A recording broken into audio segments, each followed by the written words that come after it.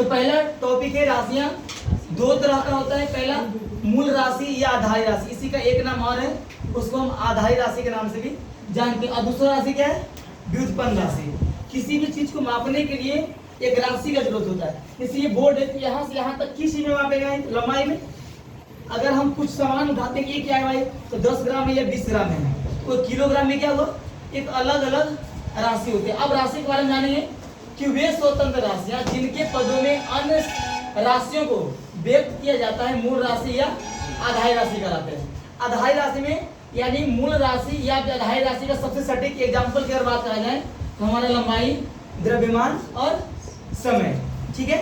अब अगला टॉपिक हमारा है व्युत्पन्न राशि।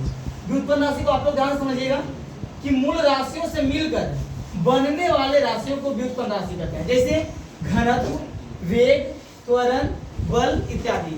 इसके बारे में अभी आगे जाइएगा तो आपको पढ़ना है घनत्व क्या होता है, वेग क्या होता है, त्वरण क्या होता है, बल क्या होता है, इसके बारे में पढ़ना है।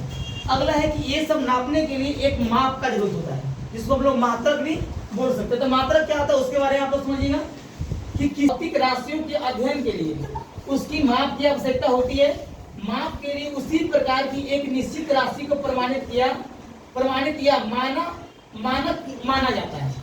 यही प्रमाणिक राशि मात्रक या इकाई कहलाता है। जैसे देखो, कोई भी चीज को अगर हम मापते हैं तो मापेंगे, मान लीजिए कि अगर एक थोड़ा सा इतना एक प्लेट में चीनी लेते हैं, चीनी को अगर अगर दुकान में आप 10-20 रुपए का चीनी लेने जाते हैं तो ऐसे ही आपको हाथ में उठा कर नहीं देता है, आपको पहले किलोग्राम, क्या होता है वो किलोग्राम, या कपड़ा लेते हैं तो मीटर में, फिर उसका छोटा लेते हैं तो सेंटीमीटर में, समय कितना बचा भाई, इतना बच के इतना मिनट इतना सेकेंड हुआ है तो सेकेंड। इस प्रकार का हमारा मात्रक रहा। और फिर आगे से चैप्टर जो अगला है टॉपिक, इसके बाद हम उसके बारे में चर्चा करेंगे।